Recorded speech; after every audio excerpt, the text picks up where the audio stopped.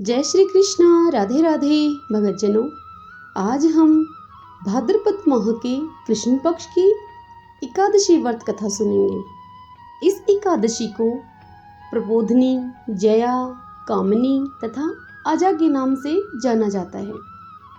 इस दिन भगवान विष्णु जी की पूजा की जाती है। रात्रि जागरण तथा व्रत रखने से सारे पाप नष्ट हो जाते हैं।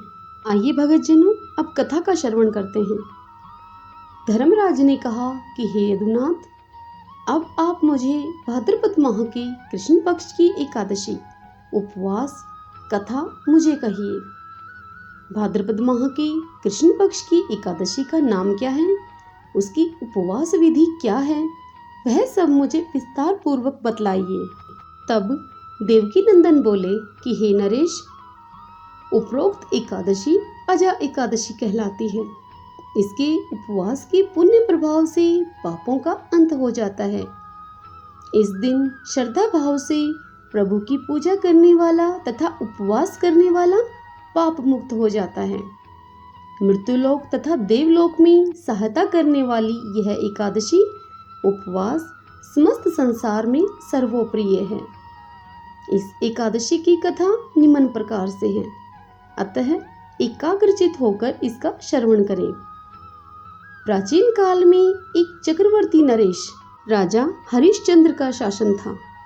वह अत्यंत ही धीर, वीर, सत्यवादी तथा प्रतापी नरेश थे। वह राजा श्री रामचंद्र भगवान के वंशज थे। एक समय की बात है, सत्यवादी राजा हरिश्चंद्र ने एक स्वप्न देखा जिसमें उन्होंने ऋषि विश्वामित्र को अपना राज्य दान कर दिया है। दूसरे दिन सुबह उठने के पश्चात उन्होंने अपनी पत्नी को रात्रि का सारा स्वप्न बताया। तभी वहां पर ऋषि विश्वामित्र भी उपस्थित हो गए और राजा हरिश्चंद्र से कहते हैं ऋषि मुनि कि राजन, आप अपना वचन पूरा करो। तब राजा ऋषि से कहते हैं कि गुरुदेव, मैंने तो अपना सारा राजपाट स्वप्न में ही आपको दान दे दिया है। तब ऋषि विश्वामित्र कहते हैं कि हे राजन, आपने दान करके दक्षिणा नहीं दी। तब राजा हरिश्चंद्र उनसे बतलाते हैं कि अब मेरे पास आपको दक्षिणा स्वरूप देने के लिए कुछ भी नहीं बचा है। तब ऋषि विश्वामित्र राजा को कहते हैं कि हे राजन, बिना दक्षिणा के दान पूर्ण नहीं माना जाता। तब राजा ऋषि को कहते हैं कि हे ऋषिराज, मैं अपने आप को बेचकर आपको दक्षिणा अवश्य दूंगा। तत्पश्चात राजा अपनी पत्नी शैव्या और पुत्र रोहिताश को लेकर अपने आप को बेचने के लिए चल पड़ते हैं और उन्होंने अपने आप को एक चांडाल अर्थात एक डूम के हाथों बेच दिया और बदले में जो भी धन मिला उसे राजा ने ऋषि विश्वामित्र को दक्षिणा के स्वरूप दे दिया। लेकिन ऋषि विश्वामित्र ने राजा से 500 स्वर्ण मुद्राएं और मांगी। अब राजा हरिश्चंद्र इतनी स्वर्ण मुद्राएं कहां से अर्जित करें। अब राजा इसी चिंता में दिन रात रहने लगे। तब एक दिन उनकी पत्नी उनसे कहती है कि आप मेरी बात मानिए, हमें भी बेच दीजिए जिससे कि आप ऋषि ऋण से मुक्त हो सकें। तत्पश्चात राजा को विवश होकर अपनी पत्नी शैव्या और पुत्र रोहिताश को भी बेचना पड़ा।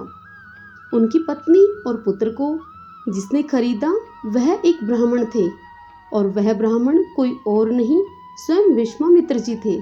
ऋषि व उनकी पत्नी राजा की पत्नी एवं पुत्र के साथ बहुत ही दुर्व्यवहार किया करते थे ताकि रानी वहां से चली जाए, किंतु क्षत्रिय रानी ने अपने पति का पूरा साथ दिया।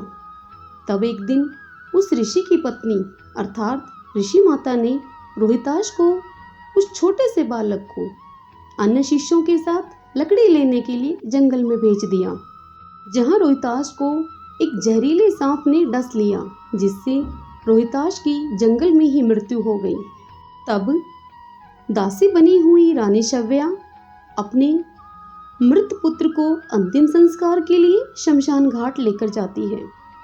रानी के स्थान पर यदि कोई और साधारण स्त्री होती तो उसके लिए यह सब कर पाना इतना सहज न होता। लेकिन एक क्षत्रिय रानी बड़ी हिम्मत और साहस का परिचय देते हुए उसने अपने आप को संभाला और उसे शमशान भूमि अंतिम संस्कार कराने के लिए लेकर गई। उधर वहां राजा हरिश्चंद्र को जिस चांडाल अर्थात डोम ने खरीदा था, उसने राजा को शमशान में नियुक्त करके मृतकों के संबंधियों से कर लेकर शव दाह कराने का कार्य सौंपा था। राजा को अब यह कार्य करते हुए कई वर्ष बीत गए। तब एक दिन अकस्मात उनकी भेंट गौतम ऋषि से हो गई। राजा ने उनसे अपने ऊपर बीती सब बातें बताई। अब ऋषि गौतम राजा की इस आप बीती को सुनकर बड़े ही दुखी हुए और फिर बोले कि हे राजन, भाद्रपद के कृष्ण पक्ष की एकादशी को अजा एकादशी कहते हैं।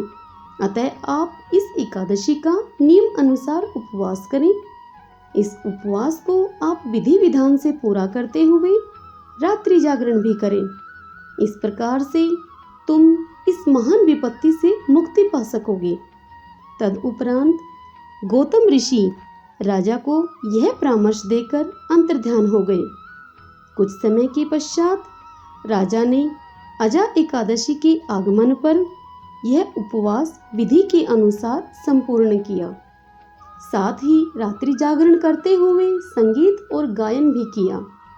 अब इसी बीच उनके पुत्र रोहिताश को सर्प ने डस लिया और उसका स्वर्गवास हो गया।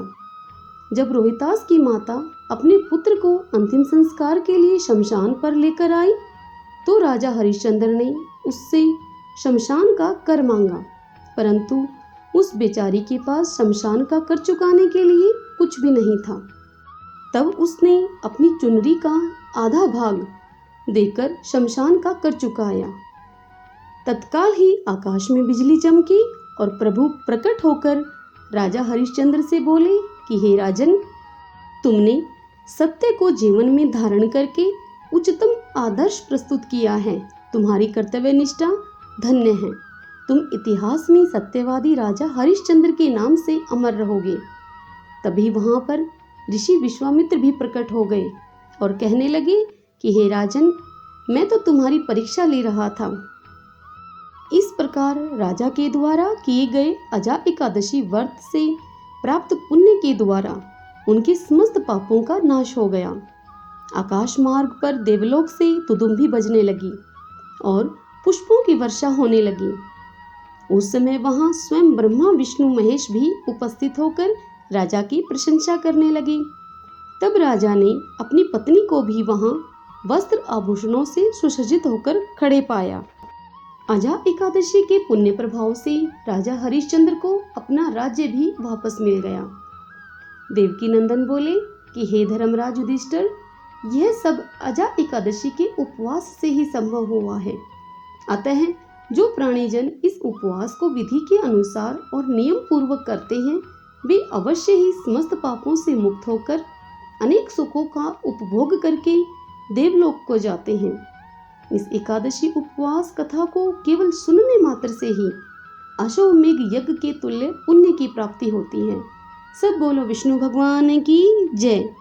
ओम नमो भगवते वासुदेवाय। भगतजनों, यदि आपको यह व्रत कथा सुनना अच्छा लगा हो तो आप वीडियो को लाइक करें और अपने फ्रेंड्स के पास शेयर करें। जय श्री कृष्णा। राधे राधे।